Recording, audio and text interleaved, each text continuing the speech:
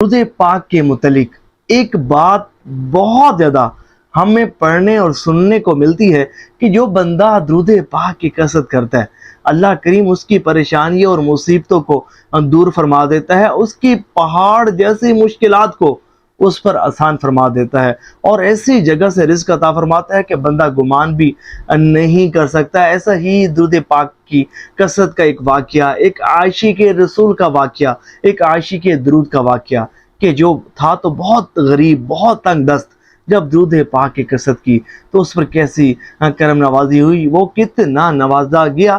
اس video کو and تک دیکھیے گا، سنیے گا۔ اللہ نے چاہا تو درود پاک سے جو آپ کی محبت ہے، جو آپ کی عقیدت ہے، اس میں خوب اضافہ ہو جائے گا۔ ایک شخص تھا جو بہت تنگ دست تھا، بہت مفلوق الحال تھا، بہت غریب آدمی تھا۔ ایک مرتبہ ایک بزرگ کی خدمت میں حاضر ہوا، اپنی پریشانیوں کا تذکرہ کیا تو ان بزرگوں نے فرمایا کہ تم درود پاک پڑھا کرو، یہ ہر مشکلات کا حل ہے۔ پھر درود پاک کے چند فضائل و برکات بتائے تو جب اس شخص کو معلوم ہوا کہ درود پاک اتنا بابرکت وظیفہ ہے، اتنا مبارک وظیفہ ہے، تو درود پاک کے اس مبارک وظیفے سے اس کو عقیدت ہو گئی اور صبح و شام صلی اللہ علی محمد صلی اللہ علیہ وآلہ وسلم پڑھنا اس کے معمولات میں شامل ہو گیا۔ اب درود پاک پڑھتا ہی رہتا، صبح دوپہر شام، ہر گھڑی ہر لمحہ اس کی زبان پر درود پاک ہوتا، ہر وقت اس کی زبان درود پاک کی کثرت سے تر رہتی، درود پاک سے تر رہتی۔ تو اس کی ایک بیوی تھی جو کہ فاجرہ تھی، بہت بری عورت تھی، بدتمیز عورت تھی۔ اب اس عورت کو بڑا ناگوار گزرتا کہ جب یہ شخص درود پاک پڑھتا تو ایک مرتبہ چیخی چلائی اور کہنے لگی کہ کیا ہے، مرد بنو اور جاؤ اور جا کر کما کر لاؤ، کیا ہر وقت درود پاک پڑھتے رہتے ہو، ہر وقت درود پاک پڑھتے رہتے ہو۔ یہ شخص بڑا پریشان ہوا، یہ اس کو درود پاک کے وظیفے سے اتنی محبت ہو گئی تھی کہ یہ درود پاک کے وظیفے کو ترک نہ کرنا چاہتا تھا اور یہ چاہتا تھا کہ بس مجھے ہر وقت حضور پر درود پاک پڑھنے کی توفیق ملتی رہے۔ اب اتفاق کی بات ہے کہ وہی شخص ایک مہاجن کا مقروض ہو گیا۔ اب قرض خواہ نے قرض کا تقاضا کیا، اس کے پاس تو کچھ تھا ہی نہیں، تو اس مہاجن نے عدالت میں کیس کر دیا۔ اب اس کو بلایا گیا اور کہا گیا کہ پیسے دو، اس نے کہا میرے پاس تو پھوٹی کوڑی بھی نہیں ہے۔ تو ایک ٹائم دیا گیا کہ اگر تم نے یہ پیسے نہ دیے تو پھر تمہیں قید کر لیا جائے گا۔ اب گھر آیا تو بیوی نے پوچھا کیا بنا، تو اس نے سب کچھ بتا دیا۔ تو اب اس عورت کو، اس شخص کو مزید ذلیل و رسوا کرنے کا موقع مل گیا اور خوب چیخیں چلائی، اسے ذلیل و رسوا کیا اور بتایا کہ دیکھا نا، میں تمہیں منع کرتی تھی کہ تم درود پاک نہ پڑھو، تم جاؤ جا کر کما کر لاؤ، آج دیکھا نا، تم نے انجام دیکھ لیا۔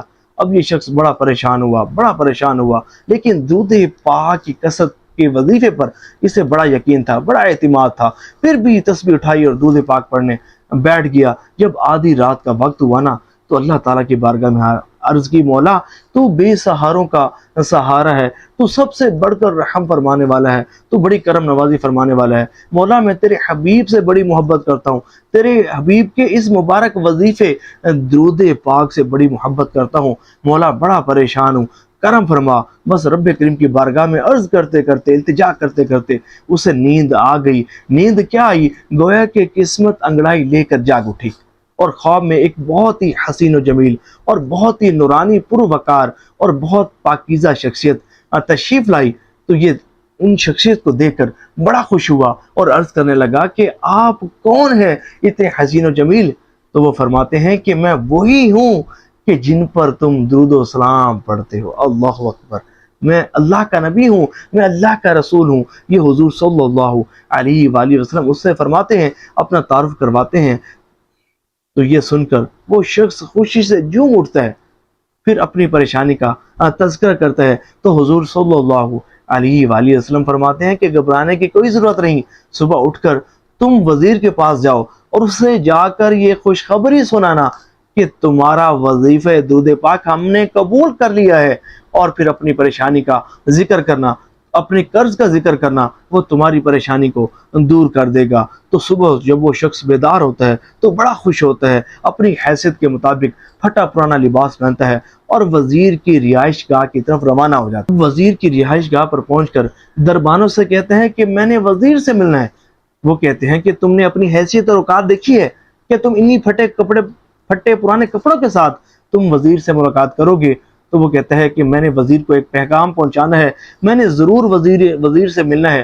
تو وہیں دربانوں میں سے ایک دربان تھا جو بہت رحم دل آدمی تھا، اس نے کہا اچھا ٹھیک ہے، تم نے وزیر سے ملنا ہے نا، تو ہم جا کر ان سے پوچھتے ہیں، ان کی خدمت میں تمہارا ذکر کرتے ہیں، اگر تم سے ملاقات کی اجازت مل گئی تو ضرور تمہاری ملاقات وزیر سے کروا دی جائے گی۔ تو خیر جب دربان وزیر کی خدمت میں حاضر ہوتا ہے اور تذکرہ کرتا ہے کہ ایسے ایک شخص آیا ہے کہ جو ہے تو بہت مفلوق حال اور پھٹے پرانے کپڑوں میں ملبوس ہے، لیکن وہ ایک پیغام آپ کے نام لے کر آیا ہے، تو وزیر کہتا ہے ٹھیک ہے اسے لے کر آؤ۔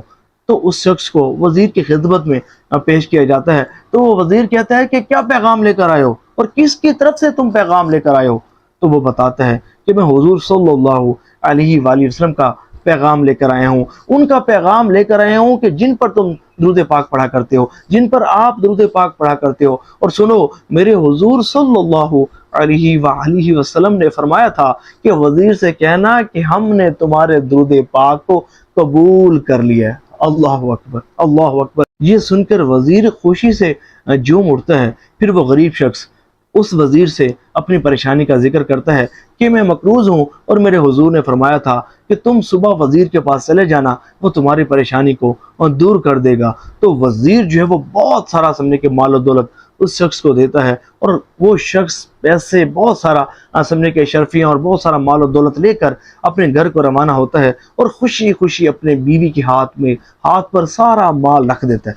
اب وہ خاتون جب اتنے سارے مال کو دیکھتی ہے تو خوشی سے جھوم اٹھتی ہے، اور اسے معلوم ہو جاتا ہے کہ وظیفہ درود و اسلام بہت بڑا وظیفہ ہے، بہت بڑا وظیفہ ہے۔ جو اس وظیفے کی کثرت کرتا ہے اللہ تعالیٰ اسے ہر تنگ دستی سے نکال دیتا ہے، ہر مشکل کو اس پر آسان فرما دیتا ہے، اس کی ہر پریشانی کو دور کر دیتا ہے۔ تو وہ شخص اپنی بیوی کے ہاتھ پر مال و دولت رکھ کر اب درود پاک کی کثرت کرنے میں مصروف ہو جاتا ہے۔